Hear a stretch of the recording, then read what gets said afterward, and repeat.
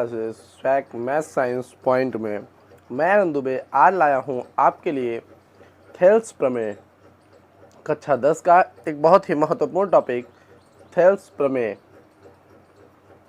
जिसे आप लोग नहीं समझ पा रहे थे या फिर समझना चाहते हैं तो वो आज हम आपको एक बेहतरीन लेवल से इसको समझाएंगे।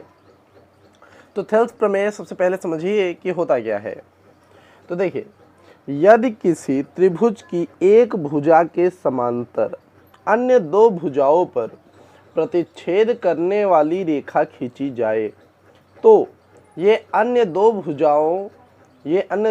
भुजाओं को एक ही अनुपात में काट देती हैं या मतलब बांट देती हैं। ध्यान से समझिएगा, सवाल कहता है कि अगर एक त्रिभुज बना हुआ है, इस त्रिभुज में BC के जो समांतर रेखा होगी वो DE होगी।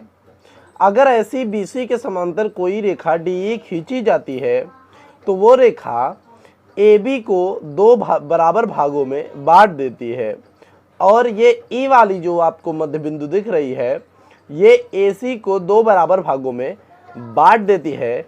यानी AD बराबर होगा, देखिए ध्यान से समझिएगा कि AD और DB का जो अनुपात होगा, यानी इनका जो बटा होगा, AD और DB का जो बटा होगा वो AE और EC के बराबर होगा। तो आपको जो दिया है वो ये है कि DE बराबर BC, यानी DE बराबर BC, और आपको सिद्ध करना है कि AD और अपान DB बराबर होगा AE अपान EC के। तो किसी भी सवाल को करते समय आपको केवल एक चीज़ ये याद रखना है कि उसमें दिया क्या है, सिद्ध क्या करना है और उसमें रचनाएं क्या क्या होंगी। तो इसमें देखिएगा ध्यान से कि रचना क्या क्या हो सकती है, हम रचना को देखेंगे। तो देखिए, अब यहाँ पे देखिए हमने E को जो है, E को जो हमारा E है, हम E को B से मिला देते हैं। ठीक, हम E को B से मिला देते हैं, थोड़ा टेढ़ा मिल रहा है उसके लिए माफ़ करिएगा, इसको ऐसे मिला देते हैं। उसके बाद हम यहाँ से यहाँ एक और लाइन खींच लेते हैं जिसका नाम यहाँ पे हम F रख देते हैं और इसका नाम हम G रख देते हैं।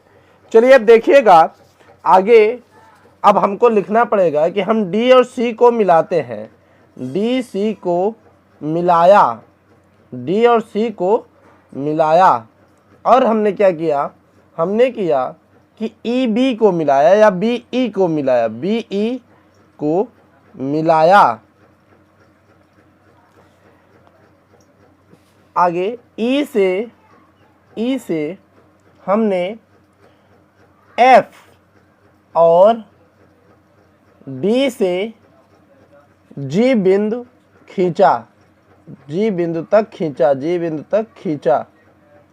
तो ये हमने रचना करी है इसमें। अब ध्यान दीजिएगा, अब आगे अब आपको लिखना पड़ता है इसमें उपपत्ति। क्या लिखना पड़ेगा? उपपत्ति यानी प्रूफ। याद रखिएगा इसको, ये चौथी लाइन होती है। अब ध्यान दीजिएगा, ये जो ट्रायंगल बना हुआ है हम इसी को लेके सॉल्व करते हैं। तो सबसे पहले हम जो है क्षेत्रफल में ही काम करेंगे। तो हमारा, आप ध्यान से समझिएगा, ADE, ये वाला त्रिभुज जो है ADE, तो हम लोग इसका एरिया निकालेंगे। तो हम लोग क्षेत्रफल निकालेंगे, ध्यान से समझिएगा, किसका? त्रिभुज ADE का। फिर हम क्षेत्रफल निकालेंगे, ध्यान से देखिए, त्रिभुज DEC का। हम त्रिभुज निकालते हैं, हम एरिया निकालते हैं DEC का। अब देखिए, क्षेत्रफल का जो सूत्र होता है त्रिभुज के 1/2 आधार गुणते ऊंचाई। तो हम लिखते हैं 1/2 गुणते, इसका आधार क्या होगा? इसका आधार होगा AD। ऊंचाई क्या होगी इसकी? तो ये जो बीच में यहाँ पे देखिए ADE वाली त्रिभुज में ये FE जो है इसकी ऊंचाई है, तो हम इसकी ऊंचाई FE दे देते हैं। चलिए अब DEC में ध्यान दीजिएगा, DEC में माफ़ करिएगा, यहाँ पे DBE है, थोड़ा सा कंफ्यूजन हो गया, ठीक। यहाँ पे DBE है, यहाँ पे DBE है, चलिए यहाँ पे DBE है। अब इसमें जो आधार होगा वो होगा 1/2 गुणते DB, और इसकी जो ऊंचाई होगी, ध्यान दीजिएगा, कोई कोई त्रिभुज इसमें जो ऐसे होते हैं, ऐसे से कोई त्रिभुज इसमें ऐसे होते हैं जो कि ऐसे निकाले जाते हैं, तो इनका जो ये ऊंचाई होता है हम लोग यहाँ से निकालते हैं, यहाँ से निकालते हैं दोस्तों। तो वैसा ही त्रिभुज ये भी है। चलिए अब आगे देखिएगा कि इसका जो होगा DBE का B या फिर BDE का, तो ये जो ये वाला होगा पोर्शन, यानी FE जो होगा इसकी ऊंचाई होगी, तो इसकी ऊंचाई FE को हमने लिख दिया। अब यहाँ पे काटते हैं 1/2 कट गया, FE से FE कट गया, यहाँ पे आ गया AD/DB। चलिए तो देखिएगा, हम इनका नामकरण भी कर सकते हैं, तो हम इसको समीकरण नंबर 1 लिख देते हैं। चलिए अब आगे देखते हैं। इसी प्रकार हम लोग लिख सकते हैं कि इसी प्रकार हम जो है, अब ध्यान दीजिएगा कि हम और जो है क्षेत्रफल निकालेंगे किसका, देखिए AED का। तो चाहे AED कहिए चाहे ADE कहिए, बात एक ही है। तो चलिए हम लोग लिख लेते हैं त्रिभुज AED में, त्रिभुज AED, और इधर से देखिएगा DEC, तो त्रिभुज DEC में, तो त्रिभुज DEC में दोनों का निकालेंगे हम लोग क्षेत्रफल। चलिए तो ध्यान दीजिएगा, अब सूत्र बनेगा 1/2, आधार क्या होगा इसका, इसका आधार होगा AE, क्या आधार होगा AE, चलिए AE गुणते, अब इसकी जो लंबाई होगी वो होगी DG, ठीक, इसकी जो लंबाई होगी वो होगी DG। चलिए अब इसमें देखिए त्रिभुज DEC में, त्रिभुज DEC में जो आधार होगा वो होगा EC, तो आधार जो होगा वो होगा EC, और जो ऊंचाई होगी मेरे दोस्तों, जिस प्रकार हमने इस वाले में इसको ऊंचाई माना था, वैसे ही हम इस वाले में, ध्यान दीजिएगा कि हम इस वाले में इसकी ऊंचाई हमको ये मानना पड़ेगा। या फिर देखिए इसमें हमने इस वाले त्रिभुज में, ध्यान दीजिएगा, इस वाले त्रिभुज की ये ऊंचाई थी, तो इस वाले त्रिभुज की ये ऊंचाई होगी, यानी DG होगी, तो हम DG लिख देते हैं। चलिए 1/2 से 1/2 कैंसिल हो गया, DG से DG कैंसिल हो गया, आया AE/EC। अब ध्यान दीजिएगा, एक प्रमेय होता है कि दो, जो ये देखिए एक ही आधार पर असमान ऊंचाई पर खींचे गए त्रिभुजों का क्षेत्रफल बराबर होता है। तो BC पर ही दो, देखिए ध्यान से समझिएगा इसको, इस पर ही जो बना है ये त्रिभुज, एक त्रिभुज ध्यान से समझिएगा ये बना हुआ है, एक त्रिभुज देखिए ये बना हुआ है, और उस पे ही एक ये बना हुआ है, तो ये दोनों सर्वांगसम होंगे। तो हम लिख सकते हैं कि त्रिभुज, ध्यान दीजिएगा कि त्रिभुज, ये देखिए BDE बराबर है किसके, CDE के, तो त्रिभुज BDE बराबर है CDE के, इनके क्षेत्रफल जो होंगे वो आपस में बराबर होंगे। तो इस प्रकार ध्यान दीजिएगा, ये आपका समीकरण 2 मैंने लिख दिया। अब देखिए यहाँ पे ये जो है त्रिभुज ADE बटा त्रिभुज DBE, ध्यान दीजिएगा यहाँ पे BDE और DBE एक ही है, तो ये बराबर होगा AED, चाहे ADE के ही, और किसके, ध्यान से देखिएगा यहाँ पे हमने CDE को बराबर किया है, यानी DEC या CDE बात एक ही है। चलिए DEC के हम बराबर दिखा देते हैं, तो यानी ADE का और इसका दोनों का मान जब हम उठा के रखते हैं, तो याद ध्यान से देखिए यहाँ पे जो मान है इनका AD/DB बराबर AE/EC आ रहा है। तो हम इसको लिख सकते हैं कि इति सिद्धम। अब देखिए दोस्तों, एक उपप्रमेय में आपको ये भी सिद्ध करना पड़ सकता है, देखिए उपप्रमेय में हमें ये भी सिद्ध करना पड़ सकता है, उपप्रमेय में ये भी सिद्ध करना पड़ सकता है। ध्यान से देखिएगा यहाँ पे कि AB A B upon D B, A P upon D B बराबर ए सी अपान ई सी। तो हम इसको भी सिद्ध करेंगे, क्योंकि आप ध्यान से देखिए ए बी और ये इनमें ले रहा है, तो आपको इसको जो है सॉल्व भी करना पड़ सकता है। फिलहाल आपका इतना ही थेल्स का प्रमेय है, पर अगर उप प्रमेय उन्होंने जो दिया था उसको भी हम सिद्ध कर लेते हैं। चलिए, तो जो उनका उप प्रमेय था वो था ए डी, देखिए ध्यान से, A B upon D B बराबर है ए सी अपान ई सी के, या फिर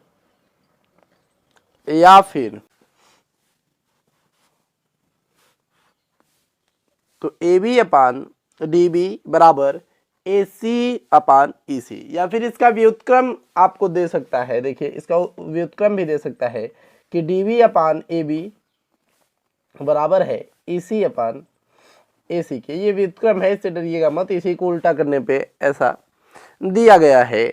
और दूसरा जो है ये है कि A D upon D B,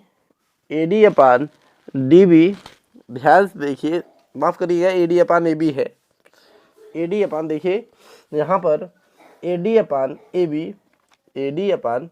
B, ध्यान से समझिएगा, एक बार ए डी ई वाले त्रिभुज में ले रहा है और एक ए बी ई वाले त्रिभुज में ले रहा है। तो इस त्रिभुज को आप लोग बना के खूब बढ़िया अपने से देखते रहिए, हम यहाँ पे नीचे लिखते रहेंगे। चलिए, ए डी बराबर ए बी और ए ई अपान ई सी, या फिर इसका व्युत्क्रम भी दे सकता है कि ए बी अपान ए डी बराबर होगा ई सी अपान ए ई के। तो इसका व्युत्क्रम भी दे सकता है। अब आपको समीकरण जो है दो हमने जो यहाँ पे बनाया है, समीकरण 2, उसको लीजिए, समीकरण 2 को हम लेते हैं और उसके हिसाब से सॉल्व करना शुरू करते हैं। तो देखिएगा, समीकरण जो ये 2, माफ़ करिएगा, समीकरण 2 नहीं, समीकरण यहाँ पे जो ये वाला है 4, इसको हम समीकरण 3 बनाते हैं। देखिए, ये समीकरण 4, माफ़ करिएगा, हमें समीकरण 4 लेना है, तो हम समीकरण 4 को लेते हैं। समीकरण जो 4 है वो है A D upon D B, जो हमने अभी भी सिद्ध किया है, ए ई अपान ई सी। तो हम इसमें क्या करेंगे कि लिख देंगे कि दोनों पक्षों में एक जोड़ने पर,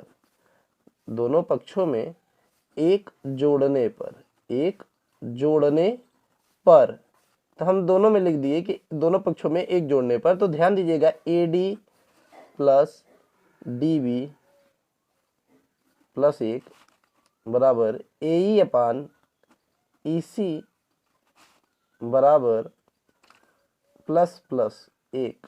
तो ध्यान दीजिएगा, अब होगा क्या, आपने पढ़ रखा होगा, हम dB का गुणा इधर भी कर सकते हैं। तो A D plus D B, इधर हो गया dB बराबर ए ई प्लस ई सी, ध्यान से देखते रहिए, ई सी, ये हो जाएगा ई सी। चलिए, अब ध्यान दीजिएगा, A D plus D B, तो देखिए इधर ए डी और डी बी को मिला के क्या बनता है, ए बी बनेगा।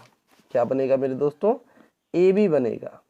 और लास्ट नीचे देखिए डी बी है ही, तो आपको डी बी से तो कोई दिक्कत है नहीं, तो डी बी है ही। अब बराबर होगा ए ई प्लस ए सी, ध्यान दीजिएगा, ए ई प्लस ए सी। तो चलिए देखिए, ए ई और ई सी, इन दोनों को मिला के क्या बनेगा, ए सी बनेगा मेरे दोस्त। क्या बनेगा, ए सी बनेगा। और ए सी के नीचे क्या आएगा, ई सी, ई सी आ गया। चलिए, अब इसको जो है हम व्युत्क्रम भी कर सकते हैं, तो इसको हम व्युत्क्रम भी कर सकते हैं। तो व्युत्क्रम जब करेंगे तो ये हो जाएगा डी बी बराबर ए बी और ई सी बराबर ए सी, ये हो जाएगा। अब इसी प्रकार हम देखिएगा, इसी प्रकार हम जो समीकरण 4 था हमारा, यानी जो समीकरण देखिए हमने 4 इधर लेके रखा हुआ है, यानी ए डी बी, अगर हम इसको उल्टा कर देते हैं तो क्या बन जाता है, ध्यान से देखिएगा। तो जो समीकरण 4 है वो है ए डी ए बी बराबर, ध्यान समझिए हम इसको व्युत्क्रम कर रहे हैं, ए ए सी, या मान लेते हैं A B A D A सी और ए ई। तो हमने यही सिद्ध किया हुआ है। चलिए, तो थेल्स का प्रमेय अगर आपको समझ में आया हो तो हमारे वीडियो को लाइक करना मत भूलिएगा। हम बहुत जल्द आधारभूत समानुपातिकता प्रमेय का विलोम लाने वाले हैं, थेल्स के प्रमेय का दूसरा पार्ट। तब तक के लिए गुड बाय, और जितनी जल्दी आपको वो थेल्स का प्रमेय चाहिए नीचे कमेंट बॉक्स में ज़रूर कमेंट करिए। धन्यवाद।